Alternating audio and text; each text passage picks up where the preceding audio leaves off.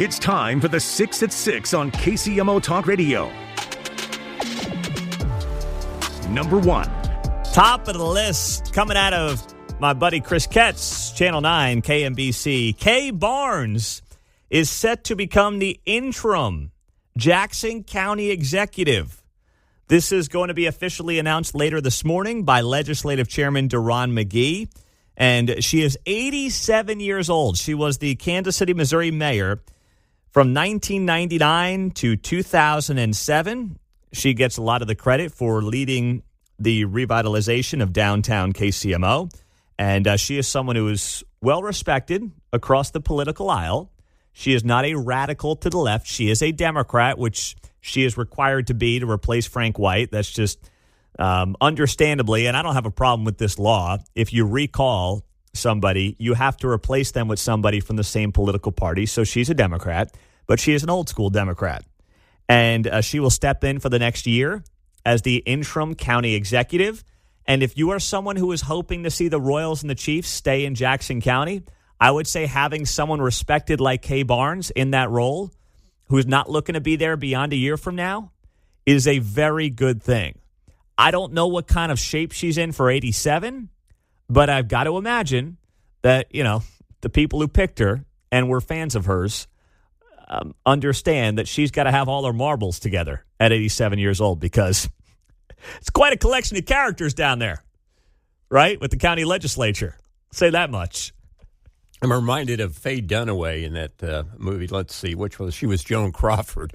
And when her husband passed away and she took over the board, she had a famous phrase that she said there. So I don't think Kate will take any guff. Kate will. Would that be Mommy Dearest?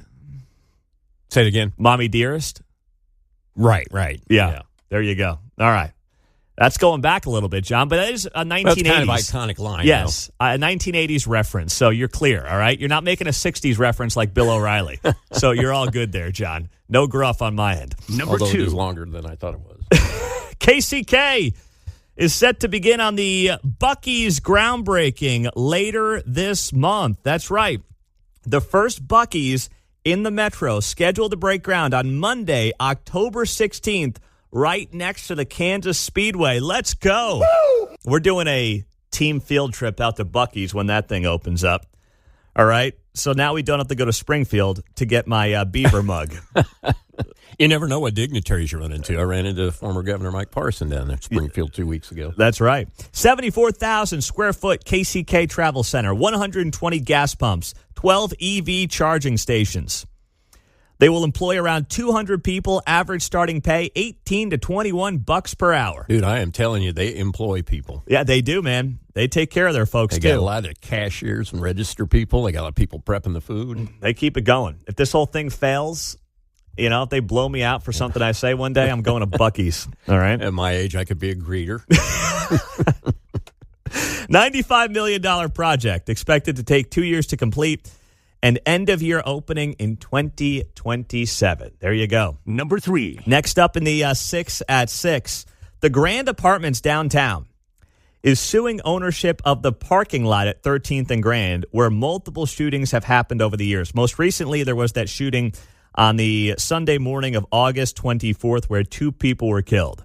And the Grand says in the lawsuit that the parking lot's owners have not taken adequate steps as landowners to secure, surveil, and maintain their parking lot, causing harm to surrounding businesses and residents. Oh, my God. I can't stand this lawsuit. This is ridiculous. Be upset with the city and the county and the prosecutors and the judges that won't throw the book at criminals who have been running rampant around the streets of Kansas City for far too long, for half a decade now, resulting in record-setting homicide levels. That's who you should be mad at. That's who the Grand should be going after. The Grand should be leading the way to make sure there's a competent city council during the 2027 election cycle. That's what they should be doing at the Grand. Instead, they're doing this, I think, cheap political move and looking for a few bucks out of the owner of a parking lot. You've got to be kidding me. That's what an embarrassing lawsuit this is. But, hey, someone's always going to take it up. Number 4. Next up in the 6 at 6, at least 2 killed in a stabbing and car ramming attack on Yom Kippur at a synagogue in Manchester, UK. Of course, the holiest day in the Jewish calendar. 3 other people are in serious condition after the incident in which a car was driven at members of the public and a man was stabbed. The suspected attacker is believed to be dead after being shot by armed officers. So you've obviously got synagogues that are packed. Yom Kippur is the holiest day in the Jewish calendar, and you have somebody who appears to have clearly attacked these individuals because they were Jewish. That's it. I mean, until proven otherwise, that's obviously what this appears to be. So as we learn more about this throughout the morning, we'll bring it to you here on KCMO Talk Radio. Number 5. Number 5 in the 6 at 6. Let's go to New York City. 2 Delta planes collide, ripping off a wing while taxiing at LaGuardia Airport. As passengers describe moments as absolutely smashed. This is what... All right, let me read this here. 2 packed Delta jets absolutely smashed into each other on the runway at LaGuardia Airport Wednesday night, destroying a plane's nose and ripping off a large part of a wing.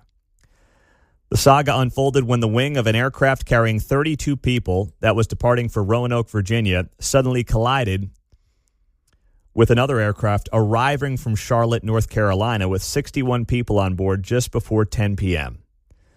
So, I mean, that is just another terrible scene. We've had too many of these at airports around the country, and this is the latest last night in New York. Despite the damage to the jets, miraculously, no passengers were injured during the collision, according to Delta. And last up, number 6. We'll give you the update here. Major League Baseball playoffs continue day 2, and 3 of the 4 series are now tied at 1 game apiece in the best of 3.